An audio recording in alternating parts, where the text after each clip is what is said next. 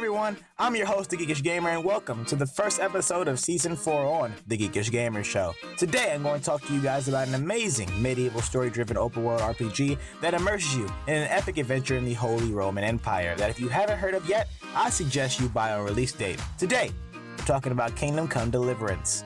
Let's begin.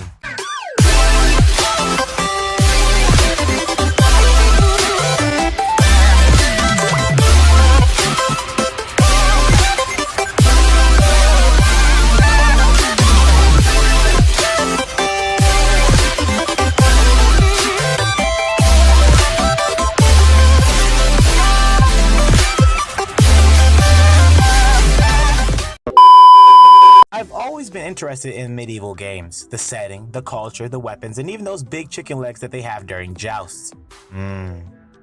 Chicken legs. But this new game, Kingdom Come Deliverance, has totally combined my plain old love for knights and sword fights and put it all into one game. The game, developed by Warhorse Studios and published by Deep Silver for Xbox One, PlayStation 4, and PC, takes us back to the 15th century in the Kingdom of Bohemia, where one of the Charles' sons who has inherited the crown is kidnapped by his half-brother. With no king to seize the throne, it is taken by the half-brother, who is now free to siege Bohemia of its riches. You play as the main character, Henry, son of Blacksmith, who, in the midst of this chaos, gets his village burnt down to the ground by order of the new king, Sigismund, and his mercenary raid. With no family, home, or a future, you end up fighting with the resistance against the invasion to gain revenge, redeem your past, and emerge a hero. The makers of Kingdom Come Deliverance, Warhorse Studios, use a CryEngine for the powering of this game so that you can get the macro and micro details with HD textures on all objects with added features from the engine itself, including real-time dynamic water caustics,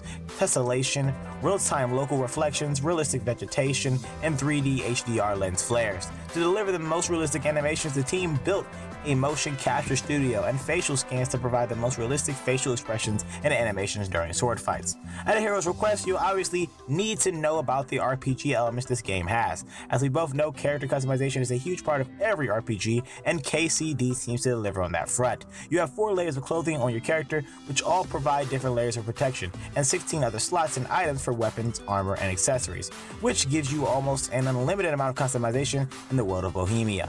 One realistic standpoint that's great to point out is that the quality of the armor can degrade over time because of the battles, and you will need to repair them over time. Not to mention dirt that will make you appear unfavorable to be around in the eyes of NPCs when seen with this grotesque look on your armor. One thing that's awesome to mention is that horses, okay? Now horses have always been a big part of any medieval game. Well, horses have their own role in Kingdom Come Deliverance and are designed to act under their own AI, while under the player's control. You can fight on horseback, as that is a major part of the game with a variety of weapons such as swords, axes, bows, hammers, and knives. All these items and more can be stored in the additional inventory space on your horse throughout your journey. Your horse will also be able to level up with 5 slots for armor and attachments.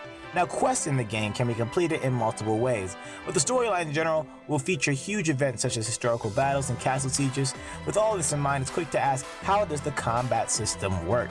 Well, with short and long-range weapons and KCD, it's based off of a physics system using inverse kinematics, which helps connect your game character physically to the world. This adds greater realism to combat, as different weapons will have different characteristics, making each weapon unique and useful for different purposes. For example, things like a sword is great for quickly striking and parrying an enemy, but not so useful versus big, heavy armor combatants. As a historically realistic game, Warhorse Studios has integrated varying weather patterns and a day and night cycle in order to require that you and your player must eat and sleep to stay healthy and stay alive. They even went a step further with realism so that foods and other perishable items will spoil over time. Opportunities will arise in which you have the chance to level up your character in specific areas such as weapons and armor.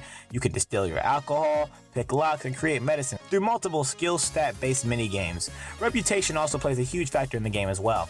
If you complete crimes or commit bad acts, the NPCs in the world will report you to the authorities, which can either have you ending up paying a fine, time in jail, or subjecting you to torture. Either way, your crime will affect the economics of the game and NPC behavior. Focusing on what you say during branch dialogue could make enemies adore you or make allies hate you, so watch what you say and be careful as each conversation is timed. I always wanted a game like this, specifically an RPG, to have choices that affect the whole atmosphere of the game. Something on the level of Mass Effect, and it seems that Warhorse Studios is moving towards that direction, but still, I'm quite skeptical because these are two different companies I'm talking about here. So they may put their focus in more areas than just the dialogue. For example, you can carry out missions violently with your weapons or even use your charisma to avoid conflict if that's a choice you feel like making. But depending on what you say could mean something happening on a whole nother level. The question would be, will I feel the impact I made? And right now, the only thing that can answer that question is me playing KCD on release. Finally, Kingdom Come Deliverance comes out on February the 13th, and hopefully, now that you've gotten towards the end of this video, your brain is telling you to go out and pre-order this game. Warhorse Studios seems to be so content on delivering the best medieval, historically accurate game to date, with great reach on atmosphere, RPG elements, and tackling some of those most difficult things when it comes to making a game of this mass and size, with a group of industry veterans. Thanks for watching, guys, and stay tuned for the next episode. I'll see you guys later on the next Geekish Gamer Show, and thanks for watching. Bye, guys. Right. Throw the ears in as well. Give them something to chew on. It's my own recipe. Now I can walk right through like I own the place and go and report to the captain.